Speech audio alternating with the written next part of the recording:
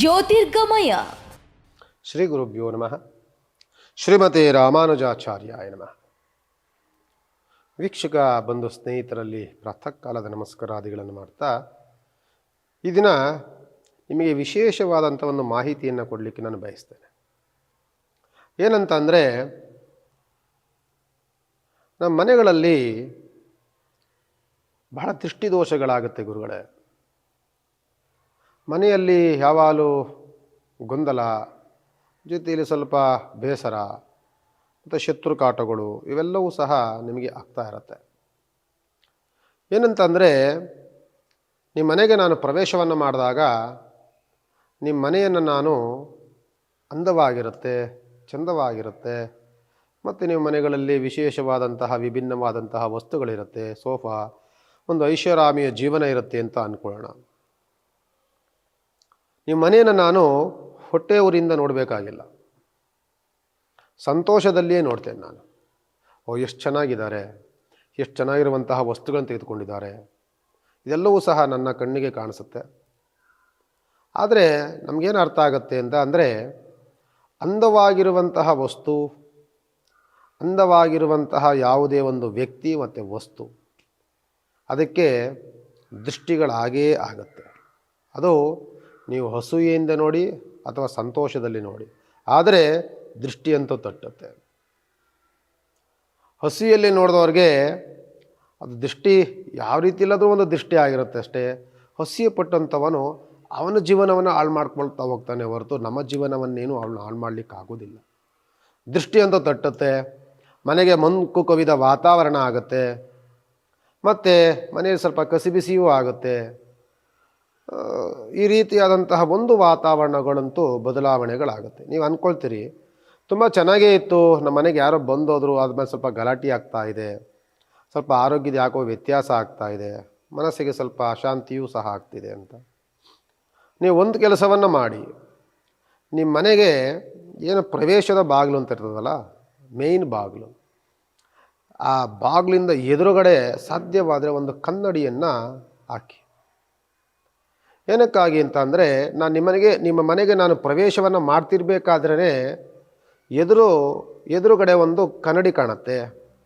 ನನ್ನ ಬಿಂಬ ನನಗೆ ಅದು ಮತ್ತೆ ಕಾಣುತ್ತೆ.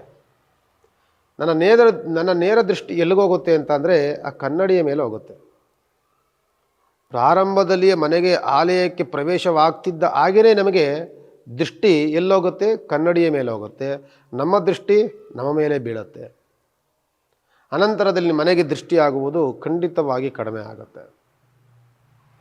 ಅನಂತರದಲ್ಲಿ ಮತ್ತೆ ನೀವು ನಿಮ್ಮ ಮನೆಯ ಮೇಲ್ಭಾಗದಲ್ಲಿ ವಾಸ್ಕಾಲ್ ಮೇಲೆ, ಅಂದರೆ ಆಲ್ಮೋಸ್ಟ್ ಧರ್ಮಸ್ಥಳ ಕಾಯಿಗಳನ್ನು, ಅದು ಎಲ್ಲಾದರೂ ಒಂದು ಕಟ್ಲೆಕಾಯಿ ಅಂತ ನಾವು ಹೇಳ್ತಿರ್ತೀವಿ, ಆ ರೀತಿಯ ಕಾಯಿಗಳನ್ನು ಅಥವಾ ಯಾವುದಾದ್ರೂ ಒಂದು ಚಕ್ರವನ್ನು ನಾವು ಮನೆಯ ಬಾಗಿಲ ಮೇಲೆ ಕಟ್ಟಿರ್ತೀವಿ, ವಾಸ್ಕಾಲ್ ಮೇಲೆ. ಆ ಜಾಗದಲ್ಲಿ ನಿಮಗೆ ಸಾಧ್ಯವಾದರೆ ಒಂದು 2-3 ಇಂಚಷ್ಟು ಗೋಡೆಯಿಂದ ಒಂಚೂರು ಮುಂದಕ್ಕೆ ತೆಗೆದುಕೊಂಡು ಒಂದು ಕನ್ನಡಿಯನ್ನು ಹಾಕಿ. ಬಂದಂತಹ ವ್ಯಕ್ತಿ ಮನೆಯ ಒಳಗೆಯಿಂದ ಮತ್ತೆ ಮನೆ ಹೊರಗೆ ಹೋಗ್ತಿರ್ತಾನಲ್ಲ, ಮತ್ತೆ ಅವನ ದೃಷ್ಟಿ ಆ ಕನ್ನಡಿಯ ಮೇಲೆ ಬೀಳುತ್ತೆ. ಆ ರೀತಿಯಲ್ಲಾದಾಗ ನಮ್ಮ ಮನೆಗೆ ದೃಷ್ಟಿಗಳಾಗೋದಿಲ್ಲ. ಬಂದಂತಹ ವ್ಯಕ್ತಿಯ ದೃಷ್ಟಿ ಎಲ್ಲೋಗುತ್ತೆ? ಬಂದ ತಕ್ಷಣವೇ ಕನ್ನಡಿಯ ಮೇಲೆ ಬೀಳುತ್ತೆ. ಮತ್ತು ನಮ್ಮ ಮನೆಯಿಂದ ಏನೋ ಮಾತನಾಡ್ತಾನೋ ನೋಡ್ತಾನೋ ಎಲ್ಲವೂ ಮುಗಿಸ್ಕೊಂಡು ಹೋಗಬೇಕಾದ್ರೆ ಮತ್ತೆ ಅವನ ದೃಷ್ಟಿ ಎಲ್ಲಿ ಬೀಳುತ್ತೆ? ಕನ್ನಡಿಯ ಮೇಲೇ ಬೀಳುತ್ತೆ. ಅನಂತರದಲ್ಲಿ ನಿಮ್ಮ ಮನೆಗೆ ದೃಷ್ಟಿ ದೋಷಗಳಾಗುವುದಂತೂ ಖಂಡಿತವಾಗಿ ಕಡಿಮೆ ಆಗುತ್ತೆ. ನಿಮಗೆ ತುಂಬ ದೃಷ್ಟಿಗಳಾಯಿತು, ತುಂಬ ಸಮಸ್ಯೆಗಳಾಯಿತು ಅಂತಂದರೆ ನಿಮಗೆ ಗೊತ್ತಾಗ್ಬಿಡುತ್ತೆ.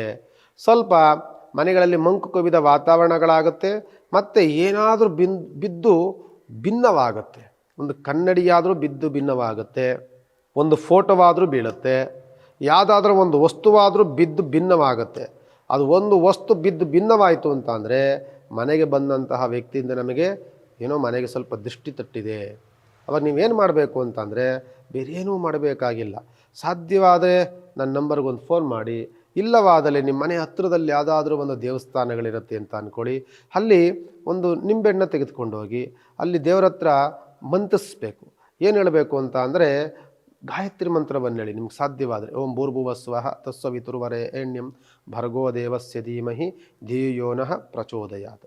ಈ ಮಂತ್ರ ನಿಮಗೆ ಬರ್ತಿಲ್ಲ ಅಂತ ನಮಗೆ ಗೊತ್ತಾದರೆ, ಅಕಸ್ಮಾತ್ ನಿಮಗೆ ಗೊತ್ತಾದರೆ ಬೇಡ, ಯಾಕಪ್ಪ ಸುಮ್ಮನೆ ದೇವಸ್ಥಾನ ಹತ್ರ ತೆಗೆದುಕೊಂಡು ಹೋಗ್ಬೇಡಿ. ಇಲ್ಲ ಅಂತಂದರೆ ಈ ಮಂತ್ರವನ್ನು ನೀವು ಹಾಗೆ ಒಂದು ರೆಕಾರ್ಡ್ ಮಾಡ್ಕೊಳ್ಳಿ. ನಿಮಗೊಂದು ಮಂತ್ರ ಹೇಳ್ತೀನಿ, ಸಾಧ್ಯವಾದರೆ ಆ ರೆಕಾರ್ಡನ್ನೇ ಹಾಕ್ಬಿಟ್ಟು ಅದನ್ನು ಇಟ್ಕೊಳ್ಳಿ. ಒಂದು ಗಂಧ ಕಡ್ಡಿ ಇಟ್ಬಿಟ್ಟು ಗಂಧ ಕಡ್ಡಿ ಮುಂದೆ ಆ ನಿಂಬೆಹಣ್ಣು ಇಟ್ಕೊಂಡು ಅದನ್ನು ಮನೆಯ ಮುಂಭಾಗದಲ್ಲಿ ಹೋದಂತಹ ನಂತರದಲ್ಲಿ ಸಾಯಂಕಾಲ ಸೂರ್ಯ ಮುಳುಗಿದ ಮೇಲೆ ಒಂದು ನಿಂಬೆಹಣ್ಣನ್ನು ಜಜ್ಜಿಬಿಡಿ. ನಿಮಗೆ ದೃಷ್ಟಿ ಎಲ್ಲವೂ ಸಹ ಹೋಗುತ್ತೆ. ಏನು ಮಂತ್ರ ಅಂದರೆ, ನಮೋ ನರಸಿಂಹಾಯ ಹಿರಣ್ಯಕಶ್ಯಪಾಯ ವಕ್ಷಸ್ಥಲ ವಿಧರಣಾಯ ತ್ರಿಭುವನ ವ್ಯಾಪಕಾಯ ಸಮಸ್ತ ದೋಷ ಹನಹನ ಸರಸರ ಚರ ಚರ ಮತ ಮತ ಕಂ ಕಂ ಕಹ ಓಂ ಉಗ್ರ ನರಸಿಂಹ ದೇವತಾಭ್ಯೋ ನಮಃ. ಈ ಮಂತ್ರವನ್ನು ನೀವು ಹೇಳ್ಬಿಟ್ಟು ಹೊಡಿಬೋದು. ಅಥವಾ ಇನ್ನೊಂದು ಮಂತ್ರ ಬೇಕು ಅಂತ ಅಂದರೆ, ನಮಚಕ್ರಾಯ ಮಹಾಜ್ವಾಲಾಯ ಮಹಾದೀಪ್ತಿ ರೂಪಾಯ ಸರ್ವದುಷ್ಟ ಭಯಂಕರಾಯ ಛಿಂದಿ ಛಿಂದಿ ಪರ್ತಂತ್ರಮ ಗ್ರಾಸಯ ಗ್ರಾಸಯ ಭಕ್ಷಯ ಭಕ್ಷಯ ಭೂತಾನಿ ತ್ರಾಸಯ ತ್ರಾಸಯ ಪಿಶಾಚಾದಿ ಉಚ್ಚಟಾಯ ಉಚ್ಚಟಾಯ ಓಂ ರಕ್ಷ ರಕ್ಷ ಬಲಾಯ ಓಂ ಫಟ್ ಪರಬ್ರಹ್ಮಣೇ ಪರಂಜ್ಯೋತಿಷೇ ನಮಃ ನಮಚಕ್ರಾಯ ವಿದ್ಮಹೇ ಸಹಸ್ರಜ್ವಾಲಾಯ ಧೀಮಹಿ ತನ್ನೋ ಚಕ್ರ ಪ್ರಚೋದಯಾತು. ಈ ಮಂತ್ರವನ್ನು ರೆಕಾರ್ಡ್ ಮಾಡ್ಕೊಂಡು ನೀವು ಅದನ್ನು ನಿಂಬೆಹಣ್ಣನ್ನು ಆ ಗಂಧದ ಕಡ್ಡಿ ಮೇಲೆ ಇಟ್ಬಿಟ್ಟು ಸುಮ್ಮನೆ ಆ ಮಂತ್ರ ಆಗೋ ತನಕ ಇಟ್ಕೊಂಡು ಅನಂತರದೇ ಬಾಗಿಲ ಹತ್ರ ಹೊಡೆದ್ರೆ ಸಾಕು, ನಿಮಗೆ ದೃಷ್ಟಿ ಕೊಡೋಗುತ್ತೆ. ಸಾಧ್ಯವ ಅದು ಆಗಲಿಲ್ಲ ಅಂತಂದರೆ ನಿಮ್ಮ ಮನೆ ಹತ್ರ ಎಲ್ಲಾದರೂ ಒಂದು ದೇವಸ್ಥಾನ ಇದ್ದರೆ ಅಲ್ಲೋಗೊಂದು ಮಾಡ್ಕೊಂಡು ಬನ್ನಿ, ಅದು ಮಂತ್ರಿಸ್ಕೊಂಡು ಬಂದು ಹೊಡೆದುಬಿಡಿ. ಖಂಡಿತವಾಗಿ ನಿಮ್ಮ ಮನೆಯಲ್ಲಿ ಖಂಡಿತವಾಗಿ ಅನುಕೂಲಗಳಾಗುತ್ತೆ, ದೃಷ್ಟಿದೋಷವೆಲ್ಲವೂ ಪರಿಹಾರವಾಗುತ್ತೆ ಅಂತ ಹೇಳ್ತಾ ಇದರಿಂದ ಕಾರ್ಯಕ್ರಮಕ್ಕೆ ನಮಸ್ಕಾರ ಹೇಳ್ತೇನೆ. ಭಗವಂತ ನಿಮ್ಮೆಲ್ಲರಿಗೂ ಸಹ ಒಳ್ಳೆಯದನ್ನು ಮಾಡಲಿ. ಜ್ಯೋತಿರ್ಗಮಯ